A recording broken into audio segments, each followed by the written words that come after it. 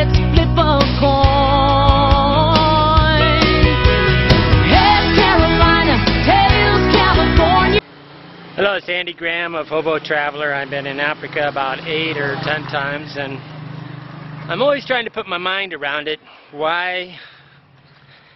What is irritating about Africa? They're like children, so that's very enjoyable. So because they're simple and whatever, you're never going to have anybody kill themselves here because nobody would ever feel that guilty. Albert Schweitzer said in one of the videos I watched on a documentary on him, he says, Africans are casual. What is his. So basically, they'll stand in line twice to get something. They don't have any social shame in doing stuff.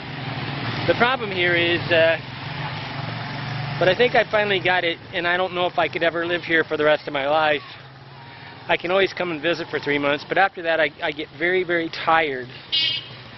And the problem comes down to this. There's nobody. You got a guy carrying looks like a computer on the back of his motorcycle. Nothing. There's hardly anything perfect done here. The road's not perfect, the car's not perfect, they don't drive perfect. You don't find any craftsmanship. You don't find the person that has the unlimited pride, where he would work all day just to make it look perfect, because the minute they get the money, they stop. Everything's instant, renewable life. It's a one-day renewable life. To find anything, I mean, I can't even go into a restaurant and get the same meal every day, because one day they'll be stock out, they won't have enough eggs or whatever. Nothing has craftsmanship like, you know, you like talk about old world craftsmanship. And after a while, all you're looking for is a stable life. Now, what's nice here, these guys accept that everything's so screwed up all the time that they never get depressed. But in America, we try to, it's also nice to be in a place that's perfect, right?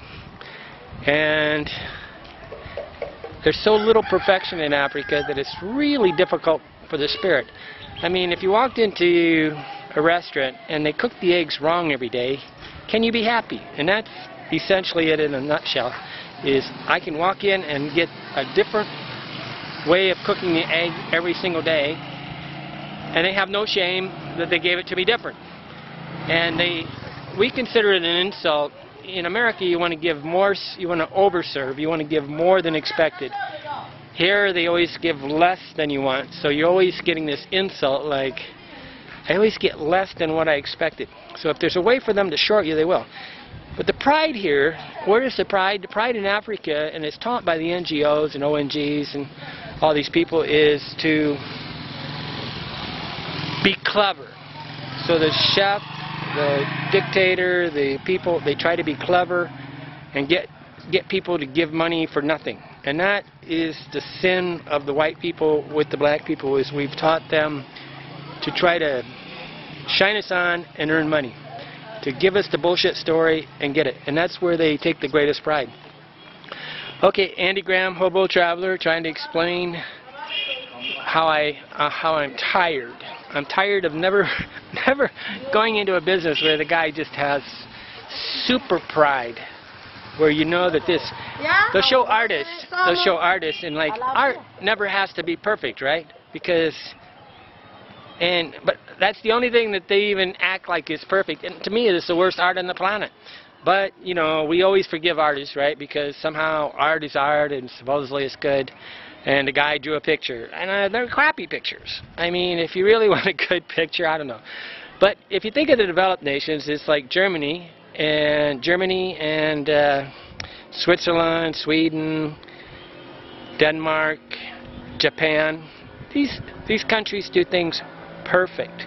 The United States is by far not perfect, and I'm for sure not perfect. But when the percentage of perfect is so low that you can't even find something perfect, that gets to be tiresome. And that's why I'm tired right now. I can tell it. I hide in my room trying to keep my day perfect because I don't want to go outside and be confronted with so much imperfection. And it has nothing to do with money. They're not poor.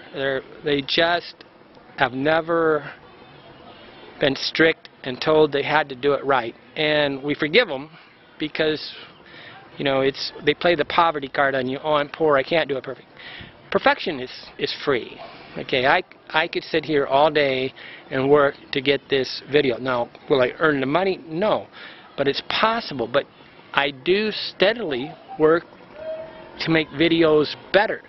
And the videos I made, you know, 3 years ago, 4 years ago, they're much better now. And we try to keep improving the quality. But there's so many variables to control. But there's no excuses. I just keep improving. And the videos do improve. But Africa is like locked in the channel. They're not improving. They're just staying the same. It's like a complete depression all the time. Always a good business grows, a bad business decreases. Economies that are in recession are receding. An economy that's growing is growing. But they're just basically flat. That's Africa. And it's just never being able to find perfection. It's really sad when you can't find that one business where the guy just has so much pride in his work that he does it. Now, there's always an exception. I know one of you guys said, oh, I met the person. But I've been to Africa 8 times, and truly I find so little perfection here. It's ridiculous. I can find so much in Thailand or Asia, and I mean, they're buying Chinese stuff here, and which is far from perfect, right? But that's what they buy because they can accept incredibly low expectations on life. But it's all about pride, personal pride, and how do we have personal pride in our work and the craftsmanship that goes into it. And I really wish they would come and teach them how to make furniture, teach them how to do these things, and how to be the best chef and all that stuff, other than being cute little kids. There's cute little kids everywhere. Cute little kids everywhere, and the whole culture is like children. Okay, Andy Graham, Hobo Traveler, explaining how I'm tired. Tonight, let's